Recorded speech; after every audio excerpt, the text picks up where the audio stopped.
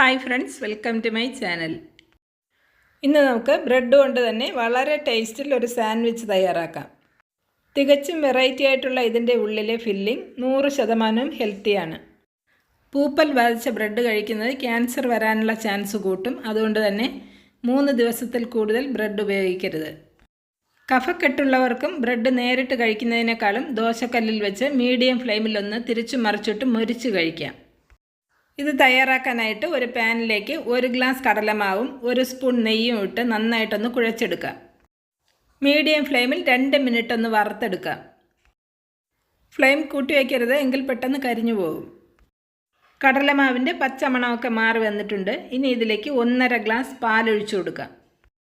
ഞാനിവിടെ നല്ല full fat മിൽക്കാണ് ഒഴിച്ചിട്ടുള്ളത്. നന്നായിട്ട് ഇളക്കി യോജിപ്പിക്കാം.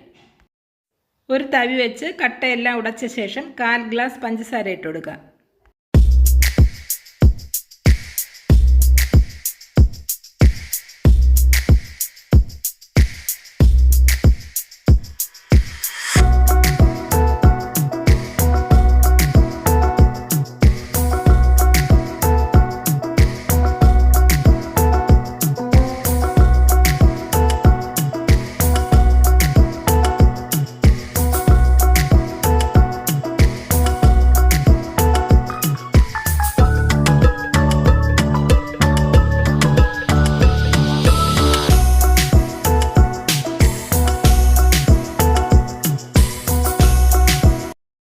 ഒന്നോ രണ്ടോ ഏലക്ക പൊടിച്ചതും 1 പിടി തേങ്ങയും ചേർത്ത് കുറുകി വരുമ്പോൾ ഫ്ലെയിം ഓഫ് ചെയ്യാം.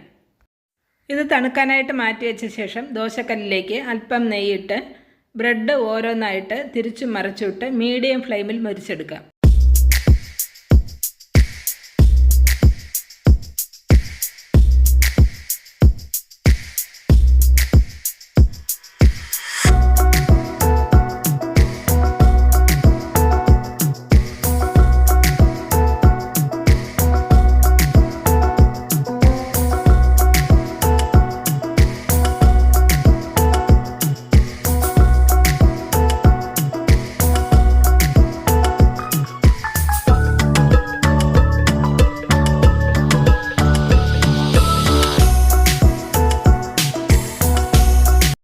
കിടിലൻ ടേസ്റ്റിൽ ഒത്തിരി വെറൈറ്റീസ് മുൻപ് അപ്ലോഡ് ചെയ്തിട്ടുണ്ട്. കണ്ടിട്ടില്ലെങ്കിൽ അതുകൂടെ ഒന്ന് കണ്ടേക്കണേ.